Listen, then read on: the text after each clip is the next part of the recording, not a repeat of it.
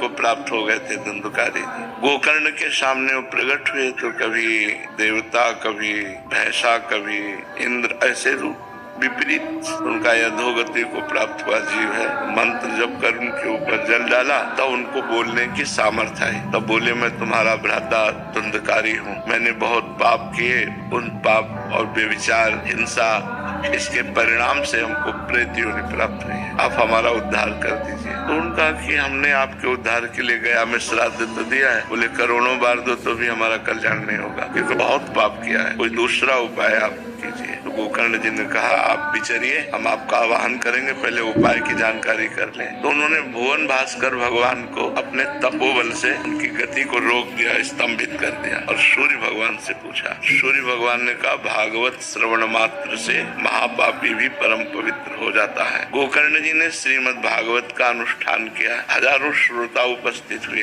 धुंधकारी का आवाहन हुआ तो एक बांस 7 गांठ का, उसके ऊपरी छिद्र पे बैठकर वो प्रेत सुनने लगा। प्रथम दिन प्रथम खंडन गांठ का हुआ, इस तरह से 7 गांठें फटी और वो दिव्य भगवत स्वरूप होकर प्रकट हो गया। प्रेत योनि से मुक्त होकर भगवत स्वरूप और विमान एक आया और धुंधकारी उसमें बैठ करके परम धाम को जब जाने लगे तो गोकर्ण जी ने रोक दिया। भगवान के पार्षदों से कहा, एक ही विमान क्यों, ये और भी श्रोता है, सबके लिए विमान क्यों नहीं लाए? तो उनका और श्रोताओं ने श्रवण किया, केवल मनन नहीं किया। ये भूख और प्यास सहता हुआ रात दिन कथा का श्रवण और मनन करता था। तो मनन के प्रभाव से विमान आया है, श्रवण के प्रभाव से नहीं, मनन के प्रभाव से विमान। अब अगली बार जब कथा कहिए तो सब श्रोता आपके श्रवण करें और मनन करें, तब फिर इनका उद्धार हो। तो अगली बार कथा कही और जब सबने मनन किया तो शास्त्रों विमान आए और सब भगवान